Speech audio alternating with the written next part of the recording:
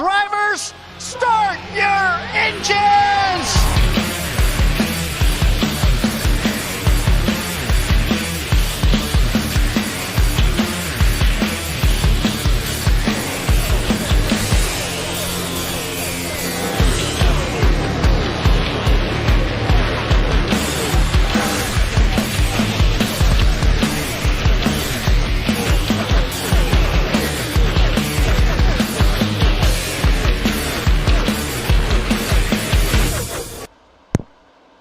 Good evening, race fans, and welcome to Phoenix.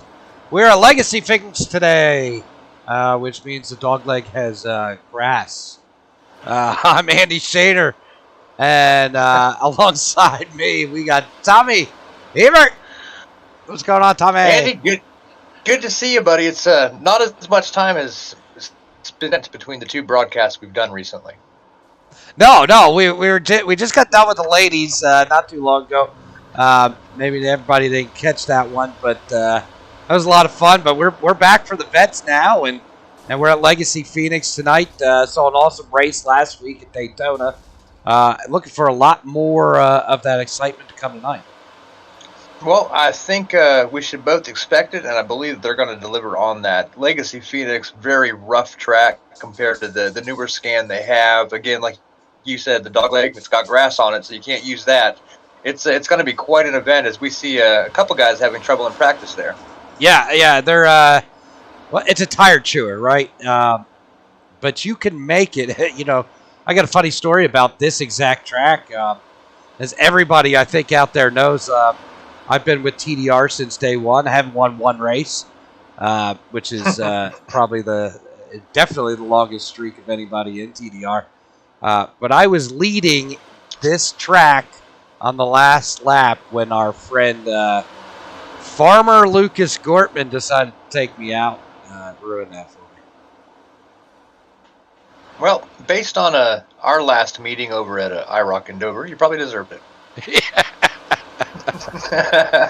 Yeah, it was one of those things, you know, I stayed out. I could make enough fuel. I saved enough fuel to make it, and those guys pitted. They got tires. They got fuel, and I just didn't have enough tire at the end because I said this is a tire chewer here, so these guys are going to have to conserve a little bit and also,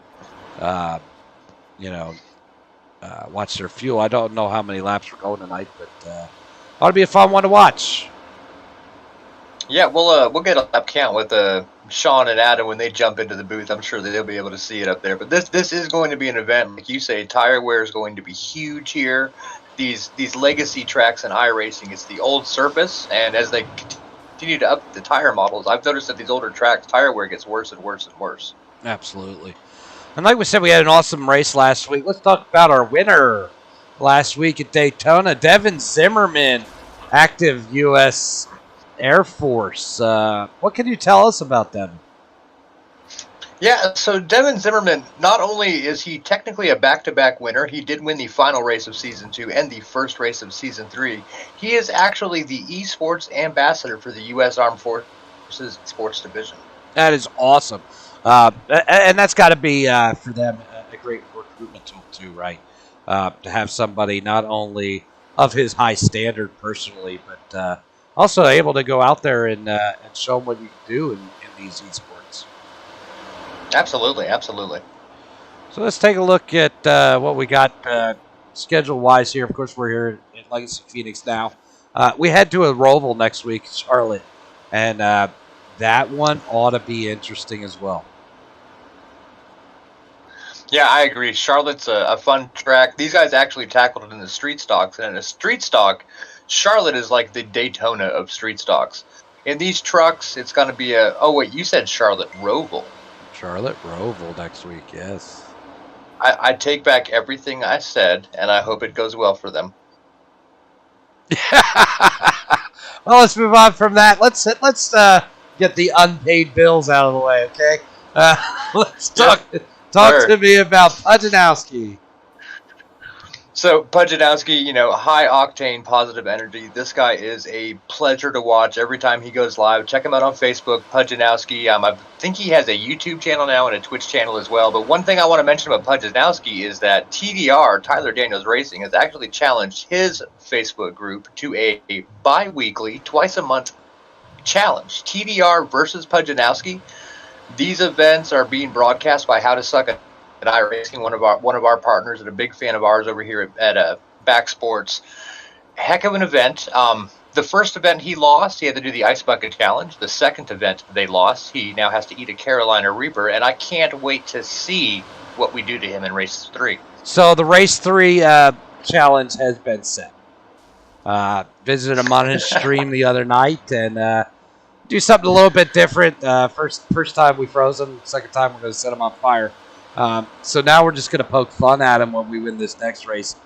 We are doing a choose your paint bet. The winner gets to choose the loser's paint for the next race. Now he knows Tyler Daniels Racing is family friendly, right? Absolutely, but I'm sure we don't have to worry about it because it'll be his face eating a pepper on the hood. Absolutely. Let's talk about B&B Wraps. B&B Wraps has something awesome coming for us here over the next week, too. What's going on? Yeah, so B&B Wraps has been a longtime partner. They make the trophy boards that we deliver here to the season winners of the Veterans Only League. Really good-looking things for these veterans to hang on the wall to prove they showed up and they won that event. In addition to that, Back Charities, I've heard rumors, might be sponsoring a race car April 24th. It might be something to that. Well, if that story is true, I'm sure they contacted B&B Wraps to go ahead and get the vinyls made up for that race car. Anything from coffee cups to semi-trucks, if you want to put a vinyl on it, B&B Wraps can get you taken care of. Awesome. Let's move on to that Back Charities. Or not, if you don't want to talk about them. Oh, was that my cue?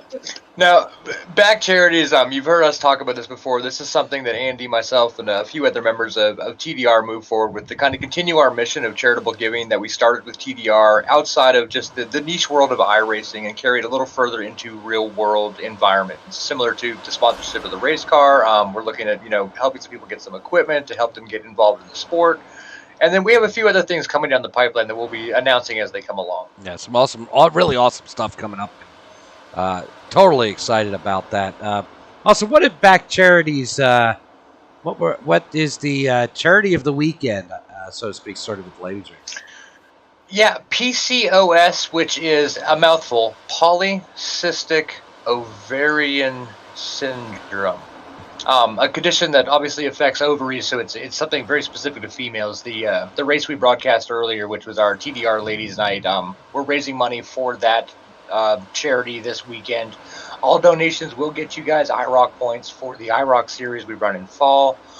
We do have a couple members of TDR whose wives are affected with this condition. It makes it more difficult to have children, and for any of us out there that have kids, what can we do to help people also enjoy the blessing of children? So that's something that we really wanted to push this weekend and make sure we got some money flowing that direction. 10-4. All right, Mr. It's Thursday. It's Thursday by Justin the Person. You can find him on Facebook and YouTube at It's Thursday or at Justin the Person on each respective media. Also on Tuesdays, it's Thursday. But on Tuesday, he's doing this whole mystery, real-life crime drama review thing, which I've actually tuned into one of them, and I was really interested by it. Justin's super smart guy, highly intelligent, can speak really intelligently about a whole host of a variety of issues. And last but not least, McConey Set Up Shops. Now let's talk about what McConey might have partnered with Back. Yeah, so the potential sponsorship that has been rumored of Back Charity sponsoring this race car, McConey might actually have himself a vinyl provided by B&B Wraps on the back end of that race car as well. And if I heard correctly, I believe he might be at the race where this car will be. That's right. That's an awesome thing. And McConey just does so much for this group and for TDR and so supportive of what we do. We appreciate it. Everything he does for us. Has he sent over the IROC setups yet? No, but they're coming. McConey setup top, guys. Their setups, your victories. All right, we're a couple minutes left in practice. Looks like Tyler Bowers, your fastest truck out there now, followed by Jesse Elliott, which is a Banff car, which perfect segue into bringing in our broadcast team. Sean Risley and the Banff man himself, Adam Rickey. Welcome, gentlemen. Welcome, guys. Thanks, guys. Adam, actually, you want to explain what you're doing with some of these guys? Yeah, so I created a little esports team out of the gate. Always been trying to help different people through TDR and some other areas. And so through Banff Racing, which is the esports team, I have a driver development team, and someone like Jesse Elliott was part of it. He's quick. He knows what he's doing. He just needs a little luck and have a race fall his way, and he'll be in TDR victory lanes. He's actually one of two other drivers with myself that are Banff Racing drivers, and then we have 4 more that are in a driver development program, and we're seeing constant improvement with everyone that we're able to work together as a team. We do weekly practices, and it's really good to be able to help each other out. I love what you've been doing with these drivers. It's a really great thing, but I can't help but point out his wife beat your wife tonight in the TDR Ladies Night. Uh-oh. Yeah, my wife can't drive. I'm saying it publicly in a recorded thing. That will live forever, and she knows this. Wow. So it's been nice knowing you, Adam. Hey, if we got through this race earlier with me kind of like pushing like the button to clear out like the mud because we did a dirt street stock race because you couldn't turn the wheel and press the button at the same time. So, we had to do it as a bit of a team. So we made it through that. For the 30 minutes of the glory that was for me as a spectator, we'll probably be okay. Fair enough. So obviously we were at Daytona last week. We talked about, hey, that's a car track. That's, a handling track. That's not a driver's track. Now we're at Phoenix. This is definitely a driver's track, though I've seen practice fairly clean. This is, like Andy had mentioned, a pretty rough track. But it looks like everybody's kind of been dialing themselves in here as we go by a car that's wrecked on the turn 1 there. So what are your thoughts on these guys headed here? Obviously, we're race 2 of a new vehicle that these guys are racing, and probably in my opinion, one of the harder tracks on the server. Yeah, so it is definitely significantly different than Daytona. Here, it's more of a driver's track, as you said. Both ends of the racetrack are completely different. Has the dog leg on the backstretch. So, like right now, we're watching. I want to say that's Tyler Bowers. And when you go down 2, 3, and 4, it's flatter. You're not really doing any braking there. You're just really rolling off the gas, rolling through, keeping the center of the corner, having to wait to pick up the gas before you can get down the front straightaway, and then go into one turn using a lot more brake. And to get that truck slowed up to be able to slice into the corner, to be able to come out really wide up against the wall, then down the backstretch back towards that dog leg.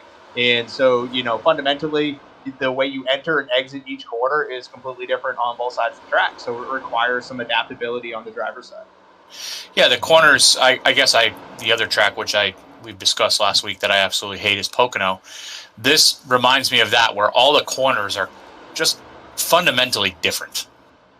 Yeah, and if you're working on a setup, or iRacing provides a setup that's with each track that we're using in this series, and you can only be good in one area, right? Like you have to be able to give something up somewhere else because of how different each end of the racetrack is, and so it really comes down to the driver now to make up where maybe the setup isn't quite where it needs to be. Excellent. So after, Andy, I don't know if you can bring that up, but after one race, can we look at the point standing and where people are at compared to kind of what we're seeing here on qualifying? We do not have it currently. So, okay. Sorry about that. I'm sorry to put you on the spot. So you were going through qualifying here. Not quite sure who we're watching. But it looks like, lap times pretty close, especially the top 4 or 5 guys were all kind of there. The usual suspects were up front.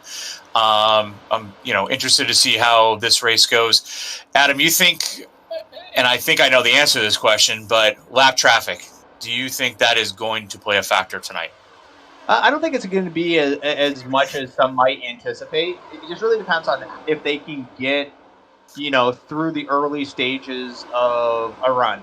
You mean this track? I mean, we're seeing it in practice. There's big discrepancies in speeds from the first place truck to the last place truck. And even though the top four are within 500ths of a second of each other and are really close, then it's like 3/10 off to like the fifth place truck. So they have the tendency here to really spread out, which can get us long green flag runs. And normally here, when you're picking up lap traffic, you're picking them up one at a time, which gives you a lot of time to be able to prep with how you're going to get around them.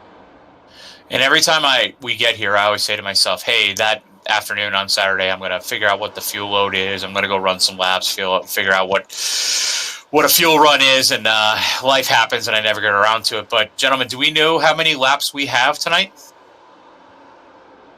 I'll tell you right now, I do not know. It'll be a mystery. Obviously, when we grid up, it'll be able to tell us, and we'll be able to go from there. And also with the fuel setting changes that usually go on in TDR leagues, when they get set at 60, 70%, whatever it is, even when you're running in practice, unless you do a full fuel load, like with a run, you don't even really know then either. And then, of course, cautions are going to, if they happen, are going to play a part in that as well. Yeah, I mean, I'm hoping for a nice green flag run here. Tommy, you have a idea on the laps?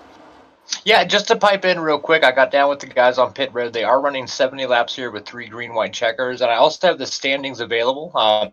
David Zimmerman, number 1 at 70 points. Tyler Boyers, number 2 at 67. Corey Harrigus, number 3 at 64. Sean Warab not present tonight with 61 points. Kevin Guillier rounding out the top 5 at 58, and there's less than 3 points between everyone, going back to 13th place. So pretty tight points race. Obviously, this is a early part of the season, and you never know how points are going to shake out. Some guys can't make it, some guys do make it. So it looks like Tyler is at the top of the leaderboard right now.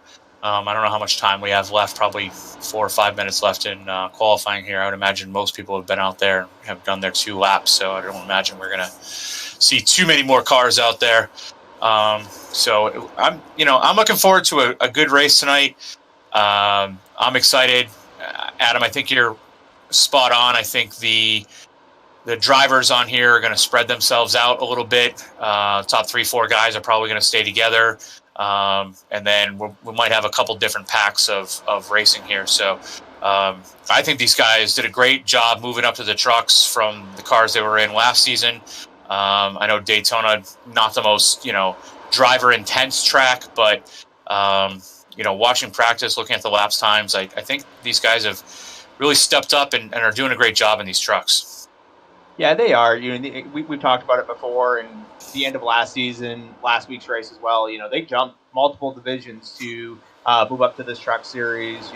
They're bigger, they're heavier, they got more horsepower. So there's just a lot of different things that are going on with having to drive these. It's just fundamentally different. We're going to see some people that were strong last year not be as strong as they're adapting to this. We might see someone who hasn't been as strong really step up with this style vehicle in particular. Well, leave it to a bunch of military guys to say, screw it, we're just jumping into the deep end with both our feet. So I don't expect anything less from these guys. And they'll probably go from the trucks to the cup cars, and next thing you know, they'll be doing some open wheel racing. So I expect good things from these guys. And it's always great to see them. A little shout out to the kind of the group as a whole. I don't remember the gentleman's name. He came onto our TDR website and said, hey, I'm a veteran. I've done 3 tours in Iraq. I'm new to iRacing, but I'd really like to race tonight. And I would say within like 5 minutes, he had a link. I don't know if he signed up tonight. He was looking to get in. But just, the community as a whole, the TDR group just does such a great job of taking care of its members. And I really have a special place in my heart for this veterans group. I think they're just a great group of guys. And one of the reasons I come here to broadcast this is because, it's an honor for me to really let these guys know, hey, we appreciate what you're doing. And I hope you guys go out there and have fun. And this is an outlet for you guys that'll, bring some enjoyment to your life. Yeah, no, it's great what the TDR group's doing, especially Andy and Tommy that have, really spearheaded a lot of the things that are going on. we're here to support the veterans. We're here to support each other as a group and as an organization. And we want to see more trucks out here. We know we've got over 800 members. There's got to be more veterans that have nothing else they want to do on a Saturday night. Yeah, we have 18 trucks tonight. I mean, I don't know what the group number is for this veterans group. I think we've had 20, 25 cars out here at any given time. So Tyler Bowers, who is he? Tommy, did you say he's our point leader? No, that's Devin, right? That would be Devin. Yeah. Bowers was number 3. Okay, so Devin qualifying 3rd, Tyler qualifying 1st. Jesse Elliott, whose wife ran the women's race this evening. How did she do, Tommy? Well, actually, correction. Bowers is number 2. Harrigus is number 3. Okay, and Jesse Elliott's wife, she did run this evening, correct? She finished 3rd. She finished 3rd. All right, so Jesse better finish higher than 3rd. Otherwise, it's going to be on him tomorrow morning. So we'll see how that goes in the Elliott house. Yeah, we're going to be getting ready to go green here in a little bit. A couple other things just to think of for those that are going to be watching the race. If you think about the racecraft side of it, this track is actually hard to pass on unless the person in front of you makes a mistake. So it would be interesting to see how the leaders control the lead. And you can actually do that by running actually in the second groove. To be fast here, you have to be able to come all the way up to the walls coming out of turn 2 and turn 4. And with the car on the outside, you're not able to do that. It really does slow down your momentum down those straightaways at this track in particular. It is like a one groove racetrack. So some people, I'm going to get down right on that yellow line. I'm going to take the shortest way around. That is not going to work here. I'm going to run up against the wall. That's not going to work here either. It's really, like you said, it's that second groove, and then you really have to let that car drift coming out of 2 and 4 up to the wall, and then kind of set up your 1 and 3. Without doing that, it'll be interesting. But that definitely is the preferred line. But what you want to do and what you actually get to do, oftentimes, are not the same thing. No, absolutely not. And, it really comes down to, being aware of that, right? If you're the leader or you're trying to protect position late in the race, understanding what you're going to be able to do there. Andy was talking about it earlier. This is an old track. This is all beat up. It eats up tires in a, very big way. If we have a long green flag run, if we get 30, 40 laps into it, they're going to be driving horribly. The drivers will not be having fun handling them around the track, but, that'll be adding to our enjoyment probably, and that's when things might get a little dicey.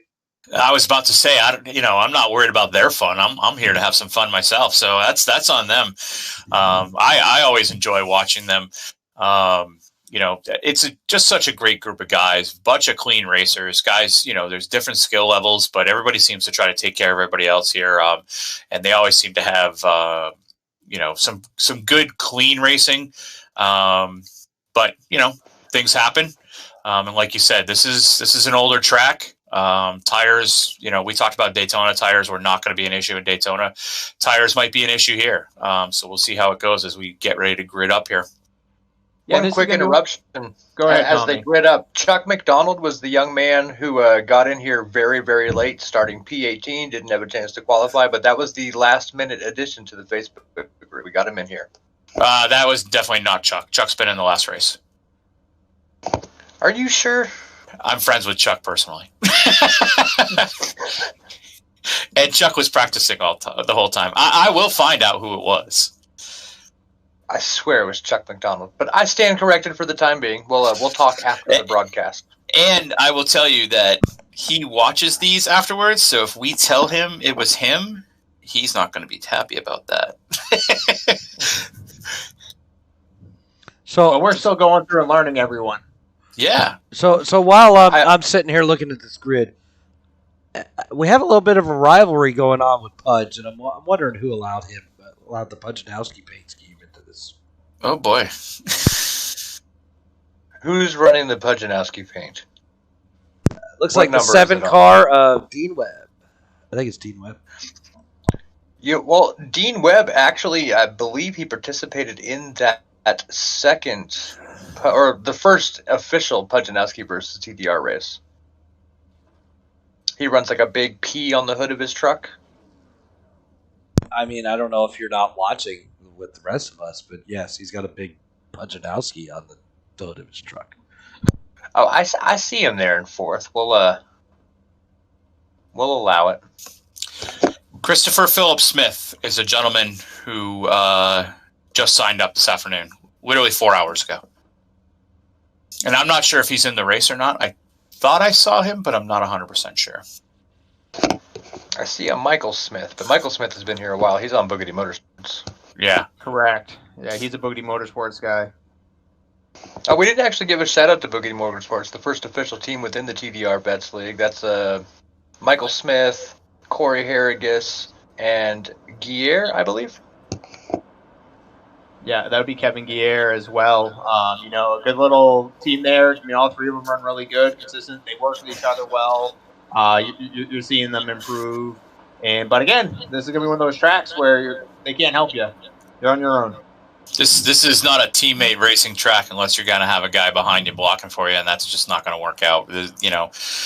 Team racing maybe on super speedways, what have you, but on a track like this, I mean, the only thing you can have with a teammate is you might feel comfortable that they're not going to come up and wreck you, or at least do their best not to do it. So it's nice to have somebody out there, nice to practice with people, but teammates are not going to help you here.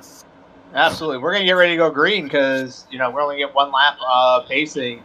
Tyler Bowers is going to lead him to the green flag with Jesse Elliott on the outside. Devin Zimmerman taking up that third spot. Excellent. Pace car's in. We got the green flag coming. Good start by our front four as they've kind of just broke out just a tiny bit. Hopefully we have a nice clean start to the race here.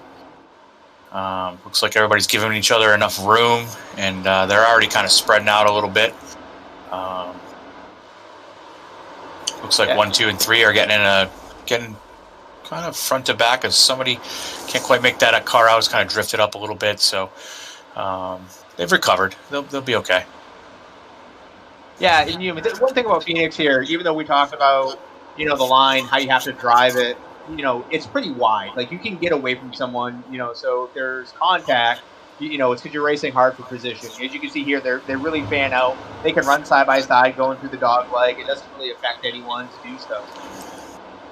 Yeah, we're definitely fanned out quite a bit as we got a couple tenths between everybody here. Tyler's still kind of leading this field. Jesse Elliott's right behind him, Zimmerman in third. But yeah, it looks like a nice, clean start. This is kind of what we expected on this track. As you said, Adam, they're going to fan out as we get someone a little loose over there. Hopefully they saved it. Definitely not a two-car incident. So, this is I expect to see some long green flag runs, and that maybe will translate into what Adam and I really want to see is some green flag pit stops. Yeah, this is a tricky pit road, to be able to get on. Just coming out on the apron, if you're doing with any type of speed, the truck wants to get loose. So that's something they have to be prepared for. But I know watching in practice, we didn't see a single person practice a green flag pit stop. And, for those that are watching, you see them going down here. This is turns 3 and 4, and you're seeing multiple distinct lines. Someone's going really high, someone's going in the middle, someone's hugging right along those lines, the yellow line that's down there. So you're really going to start to see them start searching around here in the next 4 or 5 laps to try to find out where the speed is once they've worn their tires down that initial part of the run. Especially those front guys. I mean, they're all kind of running the same line, and eventually someone's going to get impatient. They're going to search around, try to find some speed in another line, maybe stay a little closer to the yellow line, maybe try to drive it in just a little bit deeper. As we see, I think that's a 7 truck, I'm not sure, kind of drove in a little deeper on that corner there. And yeah, we're going to see, just like in regular NASCAR racing, we're going to see some guys that'll run the wall. We're going to see some guys that'll try to run low. But right now, like you said, it's that second groove as we see the guys kind of move up to the wall and kind of diamond this corner a little bit. They're running it exactly the way they should be, but as tires start to fall off, you got to start searching for some grip, and we'll see where that goes. Yeah, we're right here with Sean and in the 7. That's Sean Warup. And what we're going to start seeing, though, here in the next couple of laps is who has the best tire conservation. who's running the line that's not beating up those tires. We're going to start to see somebody start losing positions, and we'll start to see someone start to gain positions as well, because we're going to start getting into where the tire wear is going to start to affect. And like what you can even see here on the screen, you're starting to see they're starting to close up a little bit, and that's where one person is not doing so well with their tire wear, and the person behind them is still running a good line, still being able to capitalize on it. And it also might come down to just a driving style. They just might be better on a worn tire with the truck sliding around a little bit more. Yeah, some guys like the car loose, and as it comes in with the tires kind of falling off a little bit, fuel load coming off a little bit, truck loosens up, kind of plays into the hands of how some of these guys run. Other times, some guys might not do so well with that. So definitely interesting. Also, I wonder how many of these guys come in and practice and realize what the tire wear situation is, and maybe say, all right, I'm gonna save some tires here a little bit and see if I can make this a long run.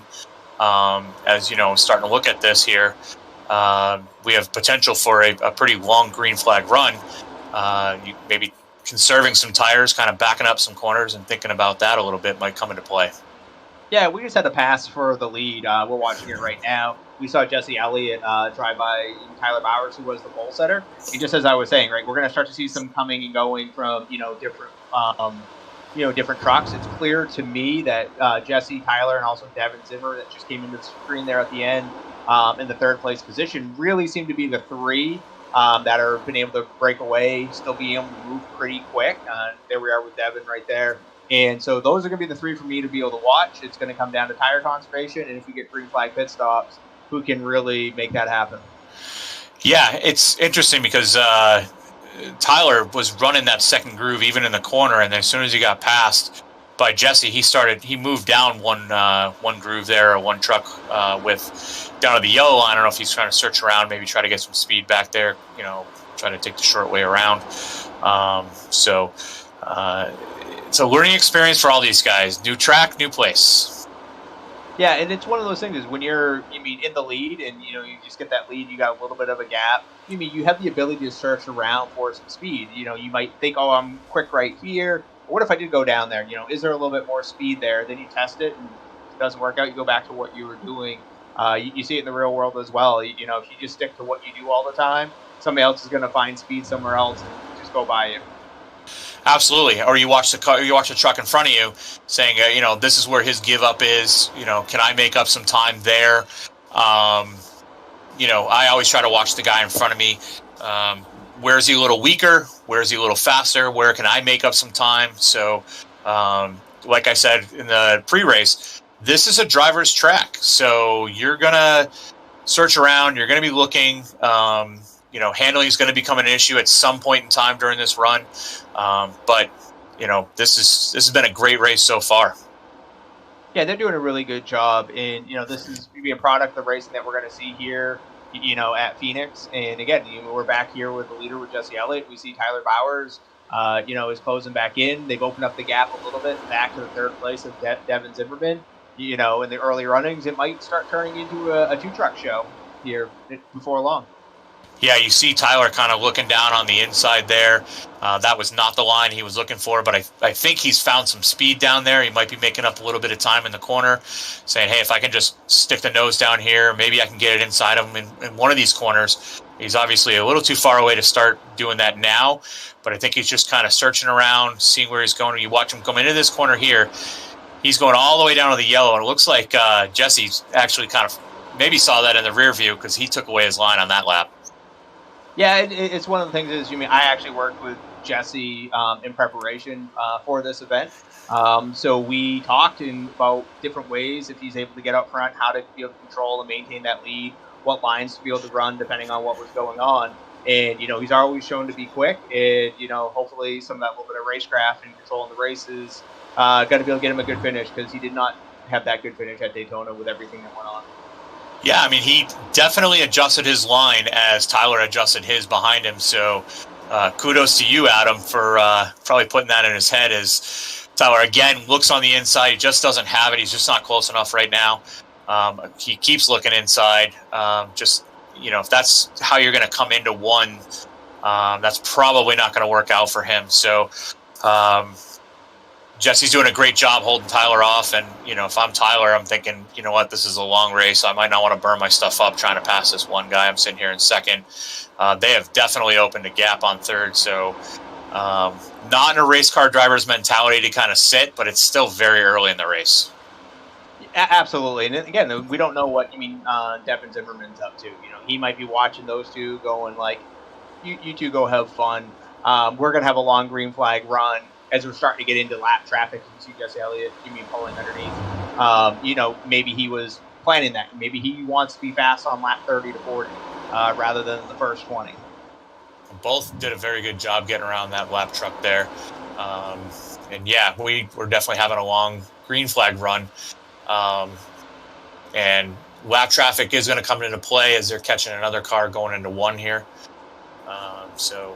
But they're nose to tail, and Tyler is right there.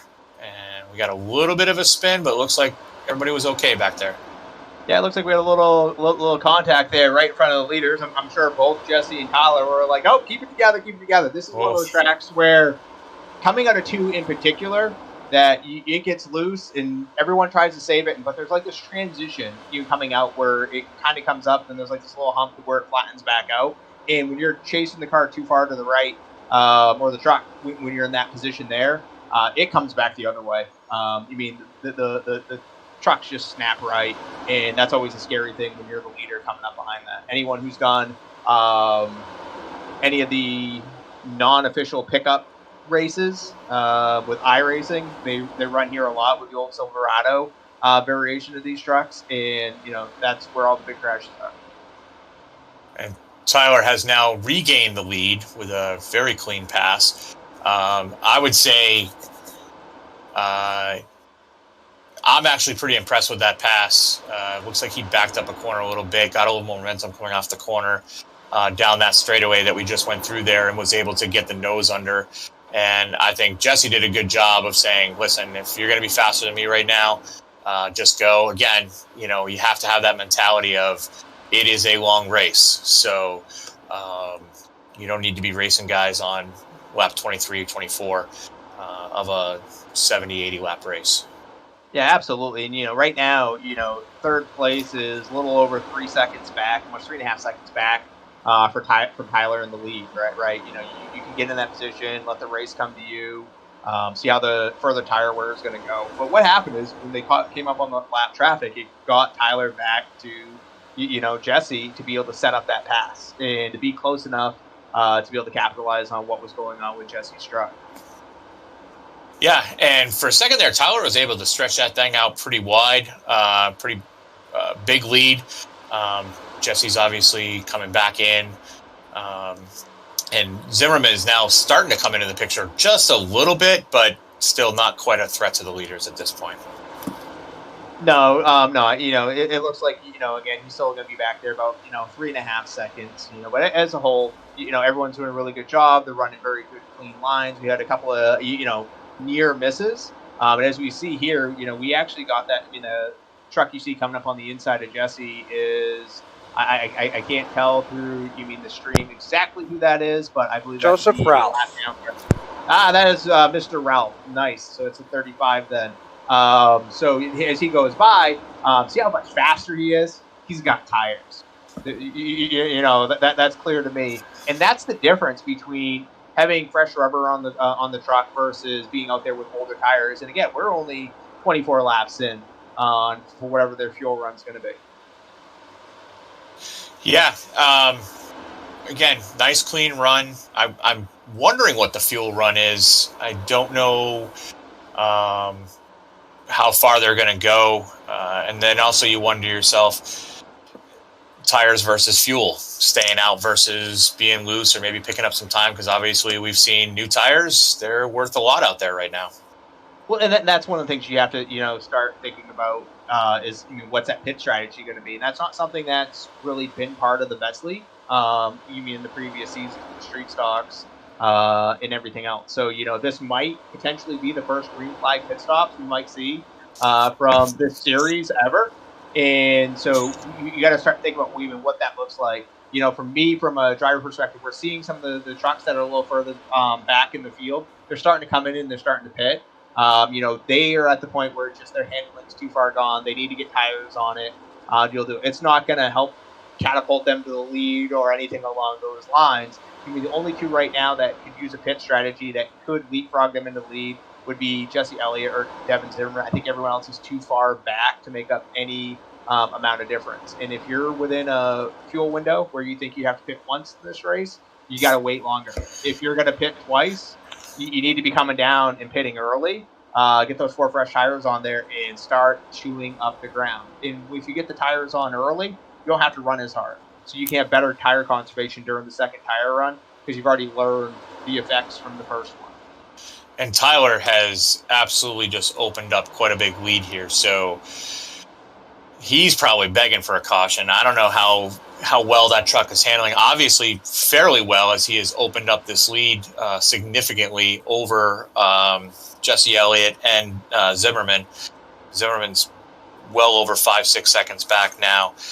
Jesse Elliott's probably about 2.5 back. You wonder what you were saying there, Adam, is, if I'm one of those two guys, I'm basically racing for the lead. I'm not worried about the 4th, 5th driver back there. They might have already pitted anyways. So you wonder what the strategy is at this point. Yeah, you have to think about it. Earlier today we had a ARCA race at Iowa. It was clear to me about lap 5 that I was not going to win, even though I was running in second right behind the leader. I was like, nope, this isn't going to work long term. This is not my favorite track. I'm not good here. I was the first one coming to pit road because I was like, I need tires, and it actually helped me to stay with a 3rd place finish, where otherwise I think if I would have let it run out, I probably would have finished 5th or 6th. And you're thinking of a long season, right? You got to figure, okay, those few points are going to matter long term. Yeah, if I'm Jesse Elliott, and definitely if I'm Devin Zimmerman, I'm thinking, you know what? I'm not only not making up any time, I'm significantly losing time. And I know he's going to have to come in at some point. You hope you don't get caught, on pit road or coming off, under the caution, as we have a little bit of a bump here. That actually went a lot better than I thought it was going to go. So we're going to stay green. But if you're those two guys, Tyler's just putting more and more time on you. The thought is either I got to stay out here and hope for a caution and we'll bunch this thing back up, or I got to go get tires now, hoping for the fact that he's going to get tires at some point, and maybe not only can I make up some time, but maybe stretch this out just a little bit. Absolutely. Just depends on how many. We got some smoke up front. We got a caution out on the front stretch. We got, where I think we're going to see it here in a second, what we've got going on. Well, we got somebody who blew up, that's for sure. Oh, we got a couple around there, and unfortunately, I had Joseph Ralph there on the just going off screen. We had the fresh tires just as he was catching that group of trucks. Well, hopefully under the caution, he has a faster pair, another set of tires. I don't know what the, guess for lack of a better term, liquid situation. When you blow up, I'm not sure do these tracks actually put oil down on the track. I wouldn't think so, but the sim is pretty extensive. So you wonder if there was any fluid down there. No, the motor blowing up was from the inside wall contact. Yeah. So no, it won't simulate that. It'd be absolutely amazing if it did. But that would just cause more mayhem for a lot of people. iRacing's done a really good job of building up the sim for some realism to really get that going. But there's like certain areas where people are like, oh, we need it all. Where it's like, no, you don't. Like No. if you like I race in the real world. Hitting oil going down in the corner is miserable. Like, you just go down, all of a sudden the thing just takes off. The nose takes off, the rear takes off. Like, actually, you're like 3 grooves up just trying to catch it and not, like, get crashed.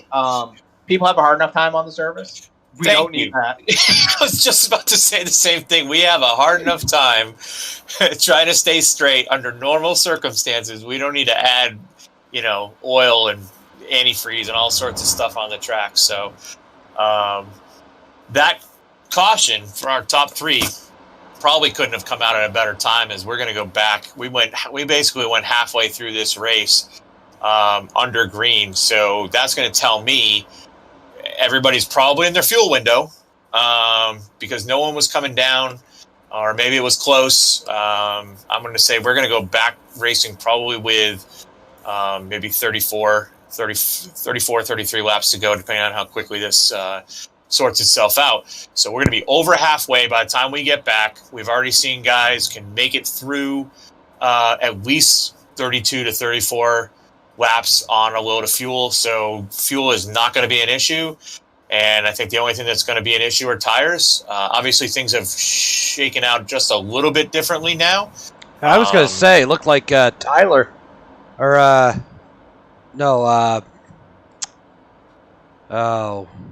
the other car is falling back. Jesse Elliott. Jesse's way back there. Yeah. Something's happened on the pit road, I'm assuming. Well, we had guys on different pit strategies, so they might have already pit. So they got their lap back. They stayed out. So that might put Tyler a couple positions back because obviously he had to come in. Jesse had to come in. Devin had to come in. So there were a couple other guys, but a lot of guys had already pit. So actually, I'm surprised it's not a little more shaken up than it is right now. I'm surprised Tyler's only sitting there in fifth place as it looks right now. Yeah, but he's still actually in the lead. I think we got some of the trucks that had already pitted are going to be hoping to get that wave around to get back on the lead lap and hope for another caution to get them on the right tire cycle. Even if they've only pitted and they've got 5 or 6 laps on it, that's going to cost them a couple of tenths a lap. And it's not going to work out well for them as we get ready to go back green. Yeah, 1 lap to the green. We look like looks like Tyler is in first, Devin is in second, Dean is in third. That looks like our top 3 right there. Yes, it is. And, it's going to the 3-turn. Now it's going to be a little bit different, right? We got people on different tire strategies. We're bunched back up. They know they can go the rest of the way. They might be a little less give, as we saw in the first start, and a little bit more take this time. And our second place driver, Jesse Elliott, he's all the way back in 10th. So I don't know what happened there. Tommy, if he's in the driver's chat and we get another caution, I'd love to talk to him if we could, as we're going to head back to green here. And Tyler has assumed the mantle again in first place as we go back to the green. Absolutely, yeah. And the 4th truck we got there, that Pepsi, the white-yellow one, that's Christopher Strawn. So that's another name we haven't talked about. Came and started racing with the Vets League with us last week. And, he did a good job there. And, now he finds himself up here. The first couple of rows, we'll see what he's able to do with it as well. With Dean there on the inside. In the 3rd position. We don't really know much about him either. He's another new driver.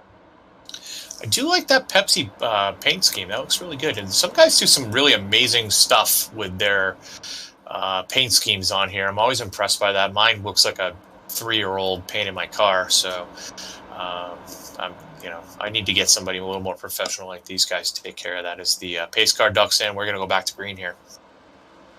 Yep, and you got Tyler there. He got a really good jump, and he's bringing Dean along on the inside. However, Devin might have the preferred line coming out of 2, just because Dean won't be able to run all the way up to the wall to be able to get that position. Yeah, Tyler again stretching it out. Great restart by him. Nose to tail all the way back 5th, 6th place going on right now. So very interesting. I'm extremely happy with the way these guys have raced. They all should be really proud of themselves. They've all did a great job. I don't know what caused that caution. Maybe it just was the engine blowing, and a slow car on the track out there. So, but these guys are doing a fantastic job considering, jumping up, a couple classes, and again on a track that I don't really, and you correct me if I'm wrong, Adam, but I don't really think this is a very easy track to race. No, it's not. And again, we talked about in the pre-race. It's different corners, and you have to attack everything a little bit differently. When the tires wear, the front of the truck wants to push up in the corners, doesn't want to turn. So now you have that center tight. So you're putting a little bit more wheel into it. So when you're coming off the corner, got too much wheel into it. You get on the gas. Now she wants to jump sideways. It's a little loose up off. So you're burning up the right front going in and burning up the right rear coming off, which doesn't mean anything good for your tire conservation.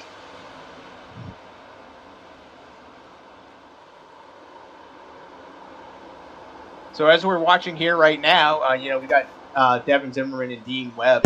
Really close battle here for second. Everyone else is really spread out. Tyler Bowers has already opened up a pretty big lead, so we'll see what he's able to do through this final run. Yeah, Devin and Dean, that's the best race on the track right now, as far as I'm concerned, as we have, still some cars to lap down. Looks like a couple guys that are out of the race. But Tyler, this is the Tyler Bauer show today. I mean, Jesse had that lead for a little bit. Tyler figured yellow was out. Oh, caution's out. We'll have to see what brought the caution out.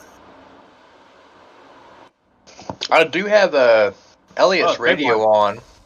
Yeah, it looks like the parking lot down there. Elliot's radio is turned on. If you guys wanted to talk to him about it, transpired a little. Yeah, because he was running second. I would definitely like to know, as we went back to the race. Well, doesn't matter what transpired to get him back there. That's just don't want to talk to him now. I don't think we can talk to him. I don't think he wants to talk to anybody except for the other gentleman. Yeah. Anytime you get hit in the right rear going straight is not going to give good feelings. Nope.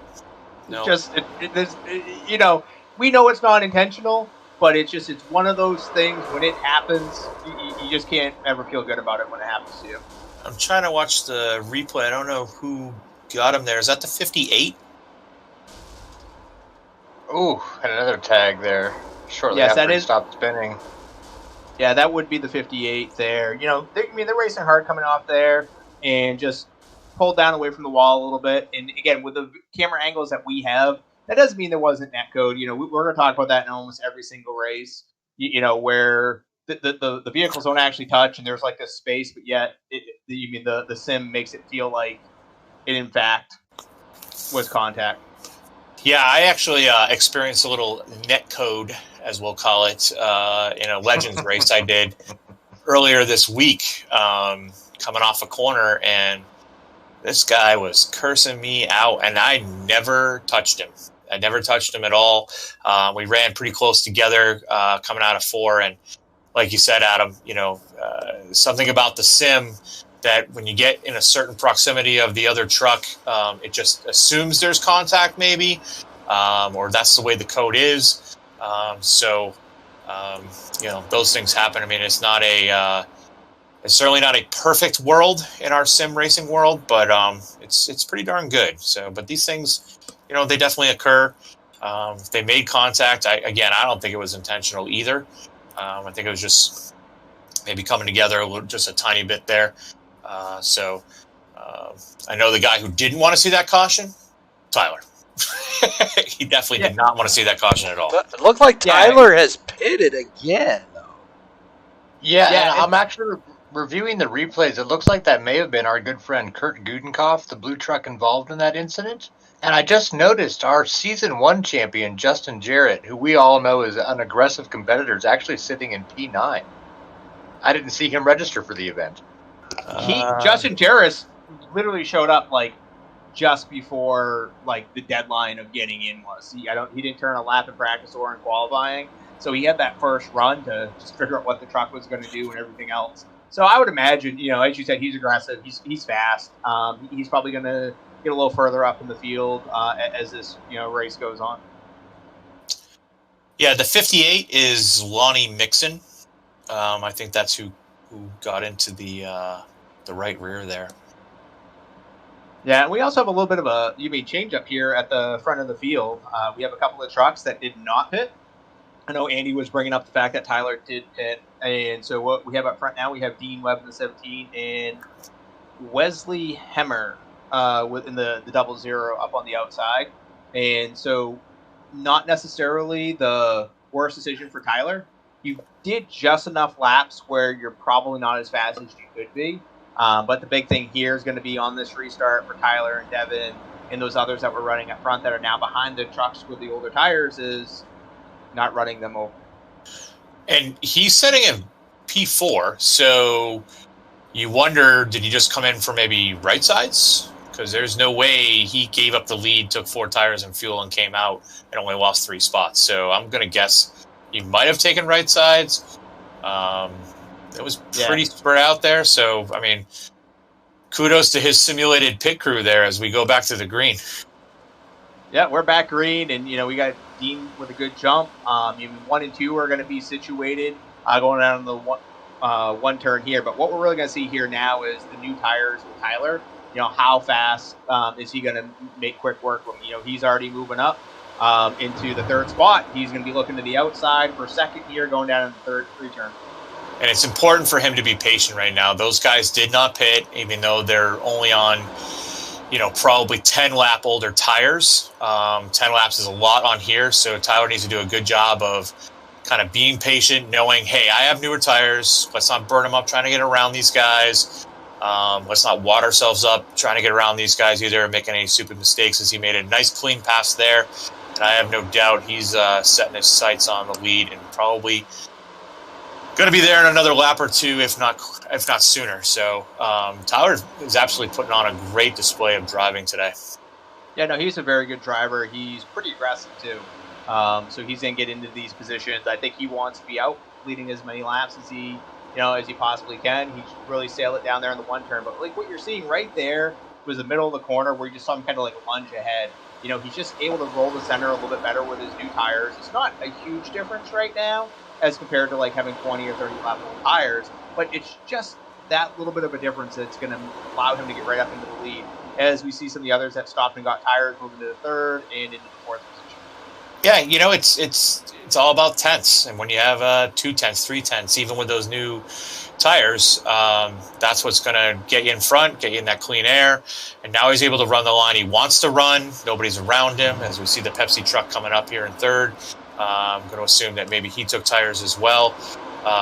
So again, it's the Tyler Bauer show as we go through this. And I wouldn't say he's stinking up the show either, because he's done a good job of being up front, but he hasn't gone so far up front that we haven't seen some competitive racing going on behind him.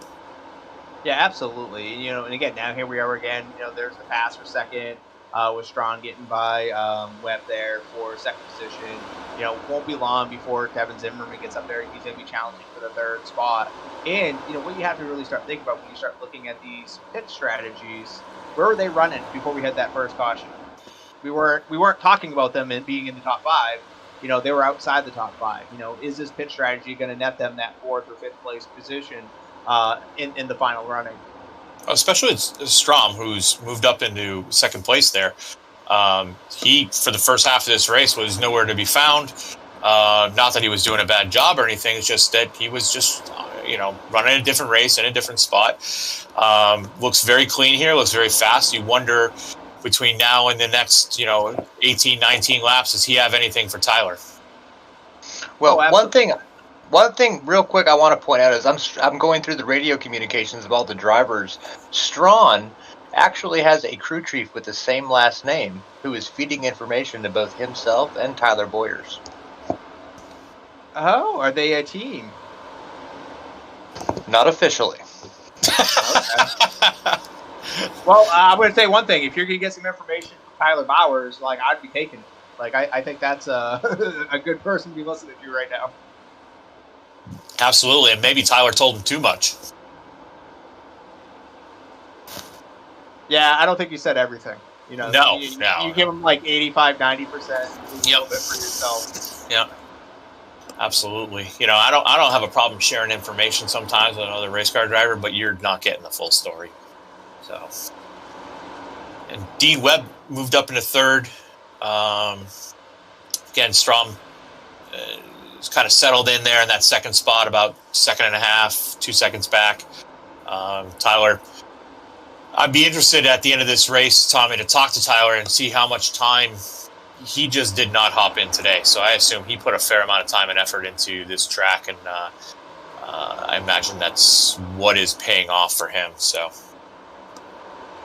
Yeah, track time here, really does help out. The one thing with this track in particular is does the pickup cup series, unofficial races with iRacing, comes here every 3 or 4 weeks. So when you're first getting into this service, you probably ran a good number of laps here at this track if you were running some of those unofficial series. So again, we're here watching, third and fourth, battle it out. This is the closest position that we got to be able to look at. Even though Dean has the older tires, he's still doing a good job of being able to hold his position. We see Devin moving down to the inside now. Really sailed it down into the one turn, and he might get crossed back over. No, he got back in the throttle just good enough to be able to hold that position. Otherwise, he might have lost that as he yellows out. Yeah, that's the thing about driving it deep into that corner is how do I make it stick on the other side of it? So he did a great job of it, kept it off the wall, and was able to get back on the throttle and keep that position. So looks like we're probably going to have about a 10, 11 lap shootout here. So that's going to be interesting. And we'll see if any of these cars, maybe, if I'm sitting 5th, 6th, 7th, I might go get tires. Maybe even 4th place, seeing what everybody else does. So this will be interesting. Yeah, you got a little contact there coming out of 4. Nose first into the inside wall. Something you see a lot here with crashes. And all it is, pushing the truck right there, up into the outside wall, just slowed them down. And then just the speed differential, it was just so much. And I want to say that was Christmas Rollins that came in there. And it just happened so fast. Yeah, the closing ratio, there was nothing he was going to be able to do about that. Gentlemen, Tyler's got his radio on. You guys have been curious to hear what he said. He's about to go with another restart starting up front. You guys want to pull him in here and see if we can have a little conversation with him? Sure. Absolutely. Hey, Tyler, this is Tommy up in the booth. You got a read on me? Yeah, I got you, man. What's up? Hey, thanks for taking a second to chat with us. We want to know what you're thinking about here. You got potentially the final restart happening right here, right now. What are you going to do to win this race? Well, I definitely want 4 tires. I'm glad to have my teammate right behind me, too, so that's always good. See how it plays out over the last 10 laps. We didn't know you guys were teammates.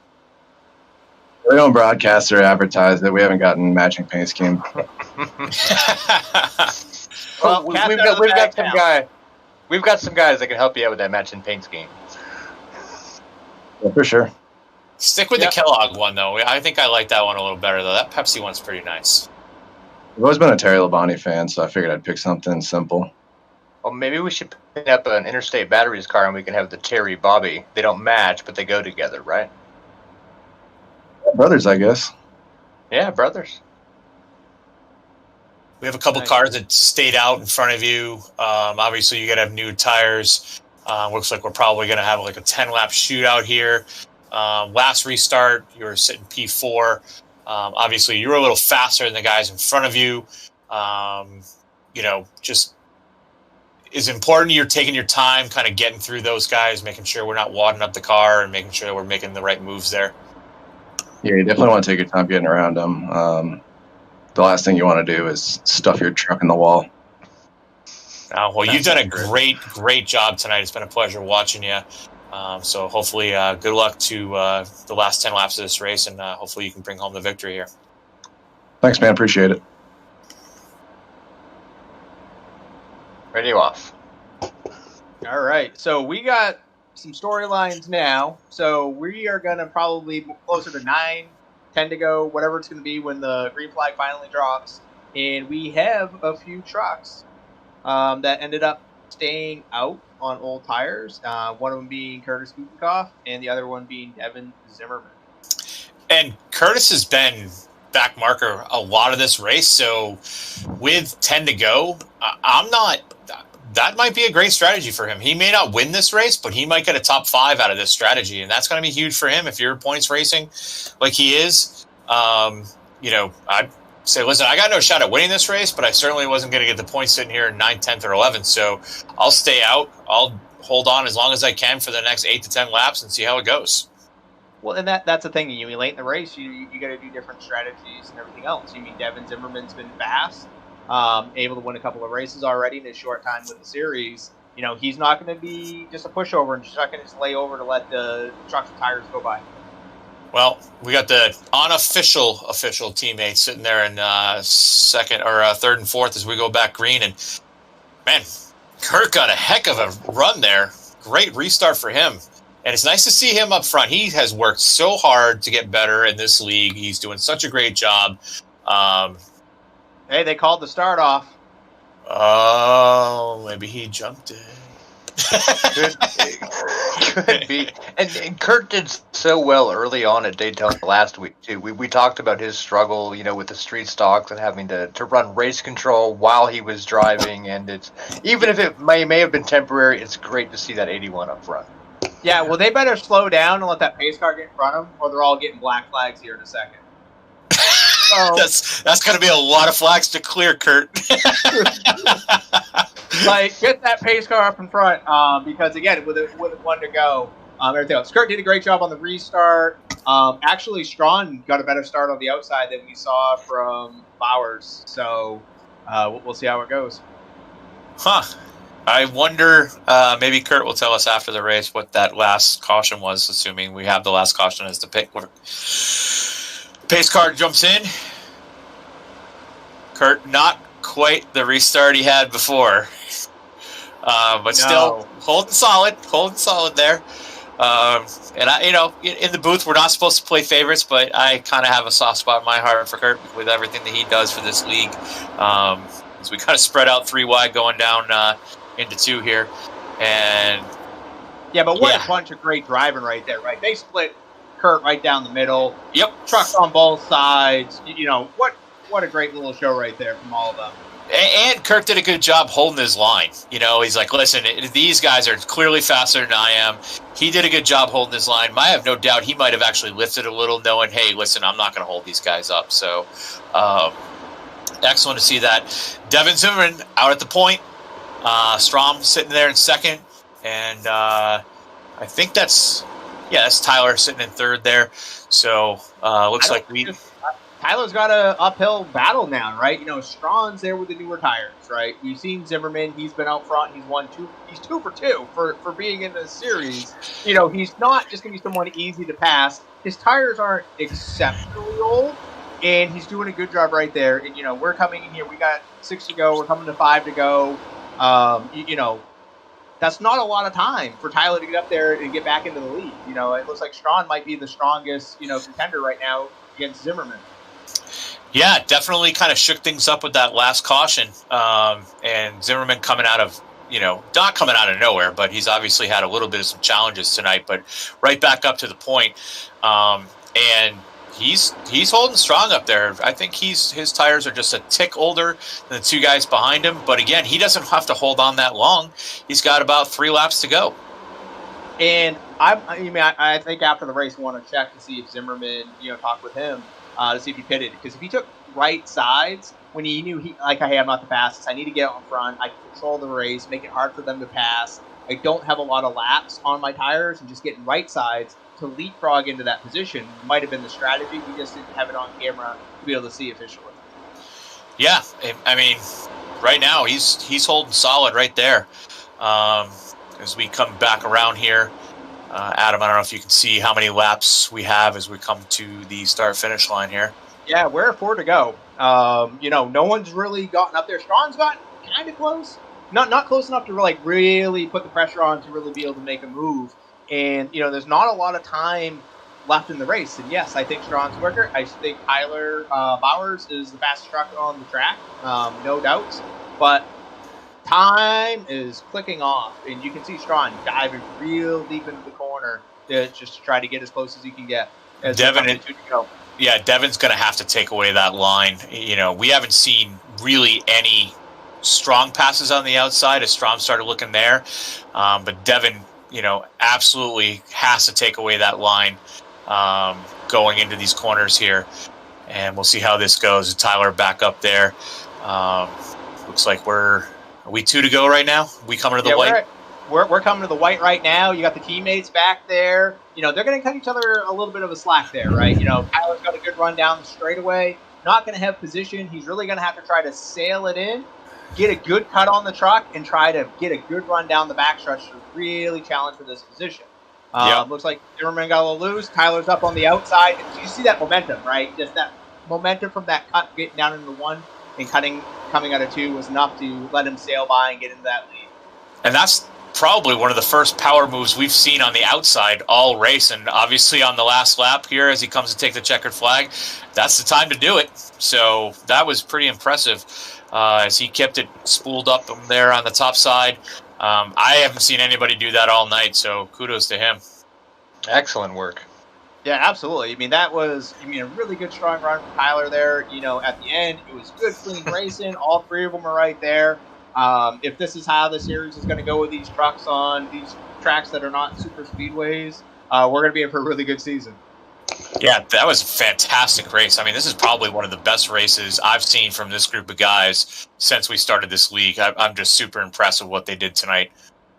Yeah, one caution, two cautions, a ton of guys still on the lead lap. Zimmerman even giving Boyers a little love tap there at the end because he appreciated that move as much as we did, I'm sure. Hey, Tommy, did you take a nap? Did I take a nap? Yeah, we had like 3 or 4 cautions. I only counted 2. Well, you were sleeping during the third. Maybe I did take a nap. It's all right. Tommy works hard, Andy. Sometimes he's got to get some rest. I don't know about all. I'm working hard. He's working hard at those 12-ounce curls, I believe. He's up to 16-ounce curls now. These are 16-ounce curls. Yeah. So while Boyers burns it down, you guys want to talk to Zimmerman, who came up number 2 on that awesome move after Tyler? Yeah, we want to talk to him. He 2 wins in a second. He's going to be a contender for sure. Absolutely. Let me see if I can get him queued up on the radio here. Hey, Devin, this is Tommy up in the booth. You got a read on me 33?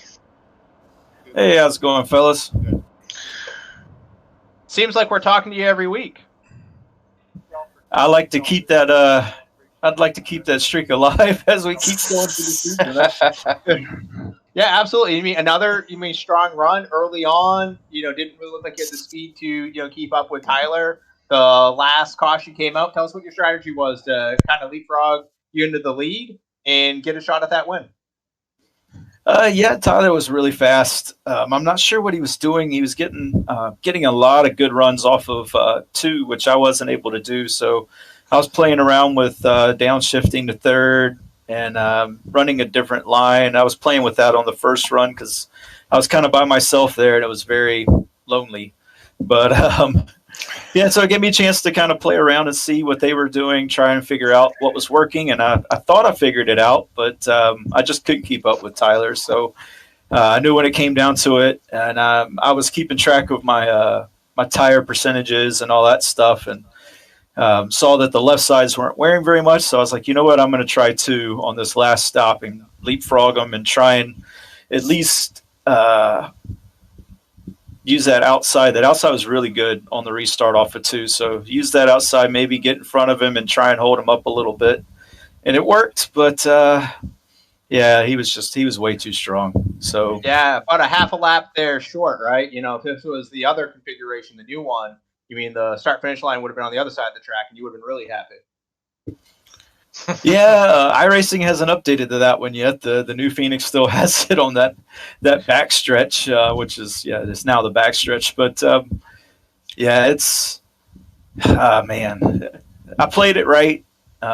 He was just so much better off of turn 2 than I was. Turn 3 and 4, I was okay, but I'm not sure what he was doing in turns 1 and 2. But he really ate into me there. So good run by him.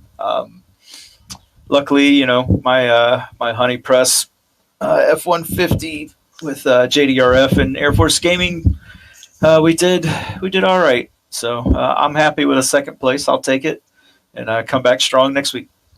Yeah, another great run. I think Yes, sir. Devin, I think you ran that last lap about as well as you could. We were kind of talking up here in the booth where you had to protect that inside. If he had to pass you, make him go to the outside. We hadn't really seen a lot of passes on the outside all night. But like you said, Tyler pretty much put that truck wherever he wanted to tonight. But I thought you did a fantastic job on that last lap trying to protect the inside. I would have ran it exactly the same way. Adam probably would have been pretty close as well. Absolutely. Yeah, so I would have been in his door. That's the difference. Yep, he would have ran him right up into the dang wall. I wouldn't have grabbed him. but I would have leaned against him. 100%. Yeah, he definitely would have. Yeah, so great job tonight. It was great seeing you up front there, and obviously last 3 races we were talking. You got 2 wins and a second in the last 3 races. So we'll be expecting to talk to you quite a few times this season. Thanks for your time. I really hope so, and thank you guys again for putting this on. And we'll come back next week and try and improve by 1 position again. Absolutely, Devin. Thank you for the show, and thank you for your service. Thanks, Buzz. Well, I assume the next guy in line has to be the race winner, right? Yeah, absolutely. So here's an idea. I can queue up their whole radio. Do you want me to pull in him, his teammate, and his spotter and get them to announce officially that they have a team going on here? Sure. Well, he's already announced it officially. He said that's my teammate. Yeah, we got to get the winner to talk. Winner gets spotlight here. Yeah, let's get with Tyler. All right, let me get him queued up here, guys. Hey, Tyler, this is Tommy in the booth. You got to read on my 57? Yeah, I got you. Hey, you made us nervous. I was expecting you to get right up there and get in the lead, but you didn't get it until the last lap. Tell us what was going on. I made myself nervous. On that restart, I think the 81 on the tires, and I thought about taking a 3 wide going into turn 1, and I definitely thought second about doing it. And then he was pretty slow through the corner, and then once I cleared him, I was really far back, and I didn't know if I was going to be able to catch him and pass him. Yeah, no, you had a great run on that last lap. We just talked with Devin Zimmerman, who finished second to you, and he's like, I can't figure out what he was doing, coming out of 2. And you showed it on that last lap. You got that truck to cut, you got in the throttle, and you had a full head of steam down the backstretch to make that pass. Yeah, I think the key the whole race was arcing the corner, cutting out high at the start and then roll them through the center and then just gassing all the way, make the exit of the corner as fast as possible. And it seemed to work. And I talked my teammate Chris through it, and he started doing that too. And you could see that he, finished in third. It worked for him too. So again, that word teammate. Yeah. We have to maybe make an official announcement, Tyler, on the TDR racing page at some point. We will. Yeah, I'm cool with that. It's TNT Racing is the 2 of us. So yeah, you might have told him a little too much. He was in second there, and he was motoring along. He was running down Devin as well. Matter of fact, I thought that last lap or 2, you guys are going to battle it out for second and third there, and Devin was kind of going to drive away with it. But you cleared him, and I told Devin, I said, if it was me, I would have ran that inside line too and made you pass me on the outside. But quite frankly, tonight you can probably put that truck wherever you wanted to. That thing was hooked up and ready to go. Yeah, when we first started, a lot of people noticed that we're running Texas Oval modified setup, so it was a little different. It didn't turn as well as the Phoenix setup, but when you downshift, it kind of kicks the back of the car out, and then you can really get in the gas. But it definitely is fast. A lot of guys have mentioned downshifting. Adam, you run this track? Do you shift? Yes. You definitely late in the tire run, you have to. You can just not have the RPM to get up out of the corner. Excellent. Well, let's not give away too many secrets here. I give them all away. I'm learning right now. I'm going to go after this broadcast. I'm going to go practice. Yeah, definitely made it fun, downshifting and stuff. I remember Pocono. I think the Legacy Pocono is like that, downshifting through the tunnel turn and stuff. So it makes it a little extra, a little more difficult, trying to downshift and drive with one hand and whatnot. So, well, Tyler, congratulations on your first debut in the TDR Veterans League. Hopefully, by the end of the season, you might get to take home that trophy board provided by B&B Wraps. Hopefully, that'd be really nice. I appreciate it, guys. I got a question for you, Tyler, before you take off. You said something that just intrigued me. And you said driving one-handed and shifting. We're going to the Roval next week. Can you turn right? It is not my strong suit, but we'll see what happens. I do enjoy the Roval for sure, but it's definitely not my forte. Got it. Just when you made that comment, I'm like, oh, that does not sound like someone who does a lot of road course racing. Well, good thing you got the points in tonight because they might not come in for you next week. But best of luck to you. Thank you for the show and thank you for your service. Yeah, thank you too. Anybody else? You guys still want to talk to Elliot about the whole 10th place thing before that wreck? Yeah. He might still be stewing over there. I don't think we should poke that bear. Yeah, and I think he recovered, as far as, overall, like it shows here, and even the final rundown, it showed him actually being that fourth place truck. Like, that was a good recovery, for where he was. He was running up front. As I said early on, he's quick. He's got some really great skills. He's a great driver. It's just getting some of that luck and being able to put that full race together to get him that first TDR win. I expect to see him up front at some point in time. So we've definitely had some of the usual suspects up here. But Tyler, correct me if I'm wrong, we haven't seen him up in the top 5. Christopher, his teammate, Zimmerman's obviously, he's the class of the field recently. And Jesse Elliott, I think did a fantastic job today. So, kind of seeing things, how things go here, but wild card race next week, Roval. Indeed. Yeah, I'm surprised this race we didn't see more out of Boogity Motorsports. All 3 drivers were present. However, they didn't have the radios communicating properly, so they might have had some difficulties navigating the track together. I would expect to see them back up front within the coming weeks. They're a great group. I mean, they're great drivers. And this is the thing is, right, new style vehicle. You're going to different tracks that you're going to. Different people utilize the iRacing service during the week on their own. They do other things that they might be focused in on versus someone who might run a lot of truck races and start building that skill set, understanding the tire wear models and everything that goes along with it. But you're going to see comers and goers. I think clearly at this point, I know we're 2 races in. If I'm going to have to put some chips down on the 2 heavy favorites, I'm going to go with Tyler Bowers and Devin Zimmerman as being the 2 that I think are going to be in strong contention throughout the season. Well, if Tyler's going to keep working with his teammate, you might want to include him in that group.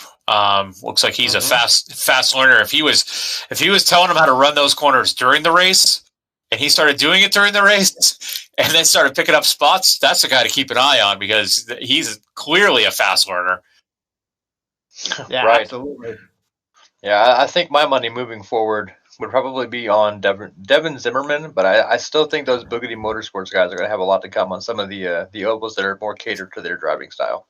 Well, we know Tyler's not going to be happy racing at the Roval next week, so apparently his shifting is debatable at best.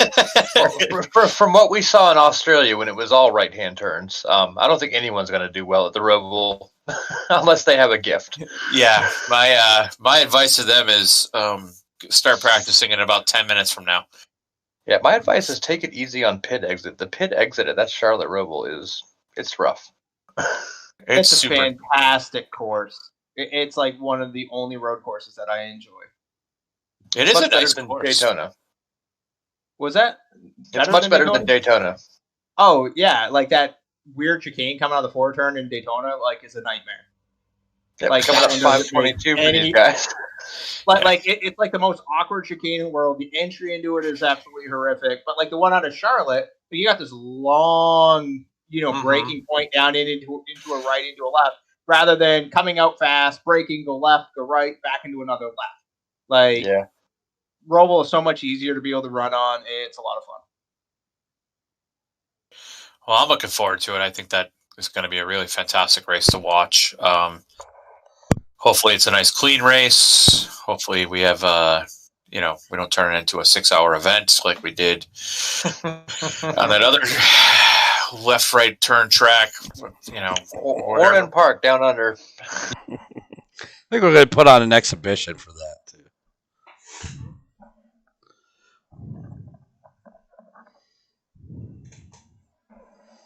These guys are back. I mean, last season that would have been a wreck. This season, they sorted it out. Kurt held his line. All the cars went around. I mean, big ups to these guys on their improvement over the last 2 seasons.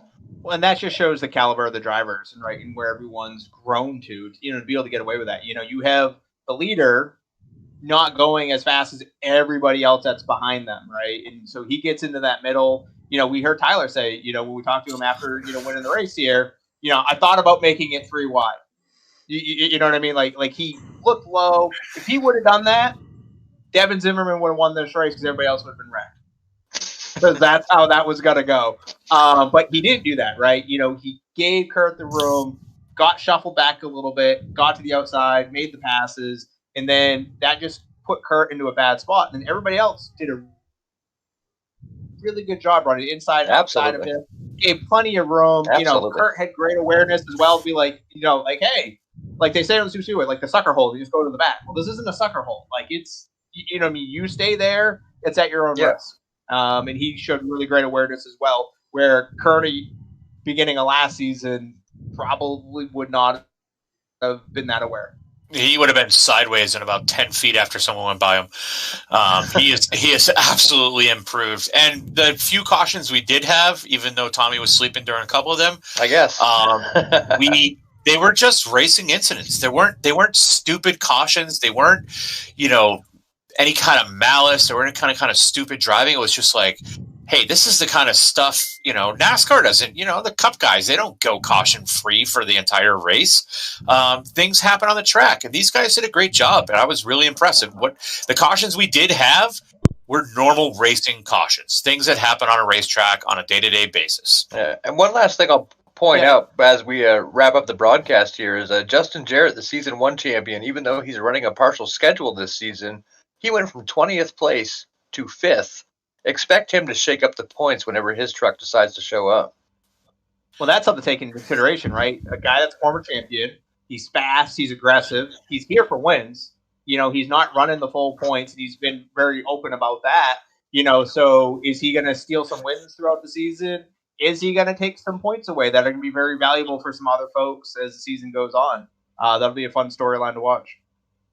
Yeah, overall, I think these guys did a great job tonight. Always a pleasure calling races for these guys. I appreciate everything each and every one of them do. And again, I was absolutely blown away with how well they handled this track tonight, because not the hardest track, but certainly not the easiest track. And again, they've made a pretty big jump from the cars they were running previously to these. Kudos to these guys. They're doing a fantastic job. And we'll see how they do on the Roval. Honestly, I thought coming to this track, it was going to be a lot worse than what we saw tonight. So I am cautiously optimistic that next week at the Roval, these guys will continue to progress and continue to grow as drivers. And I think we're going to see a good race next week. I am going to go on the opposite side of that coin and say we are not going to see a good race. And because it's the Charlotte Roval, and it's not going to be because of anyone's wrongdoing or anything like that. That is a tough little road course, and we are going to see people overshooting the one turn. We're going to see people overshooting the corners on the infield stretch of it. We're going to see people blowing through the chicanes. We're just going to see things that are going to happen. This group, TDR, all that, it's primarily an oval racing group as the primary focus component. When you start throwing right-hand turns into it, braking points, downshifting, it's just a different animal. And, people are just going to be growing into it, maybe doing it really for the first time competitively. So hopefully they go and pick up some of those Mazda races over the next week and just get used to straight line braking. Well, it makes me curious, as the owner of Banff Racing and your whole driver development thing, and taking Elliott under your wing and your tutelage, what's your number one tip going into the Charlotte Roval in a Gander truck? Yeah, no, not happening yet. That's the team leader for you. Hey, we ran that in the first season of the Truckin' Tuesday, and I believe I took home that win by a long stretch. And we even did a practice race, and I started last, and I had the lead within 2 laps. Well, hopefully you can pass that information along to your driver that runs this series.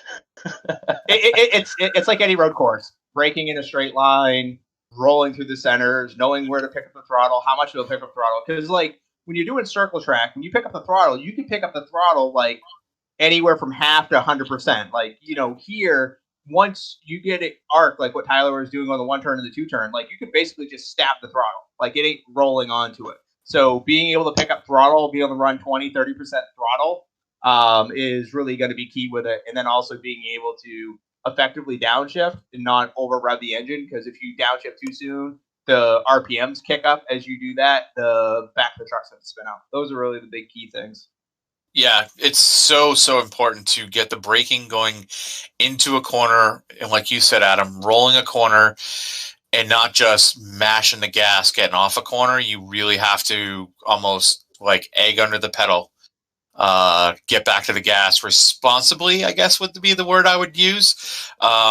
So that's going to be the huge thing for these guys. They can all go straight line speed, and that's fine, but getting in and out of a corner is going to be the big thing for those guys next week. And I'm not going to go with you, Debbie Downer. I'm going to say that we are going to have a good race. I'm with Sean. I think it's going to be better than we expected to be. Based on this race, this is a tough track. These guys did well. I think it's going to be better than you expect, Adam.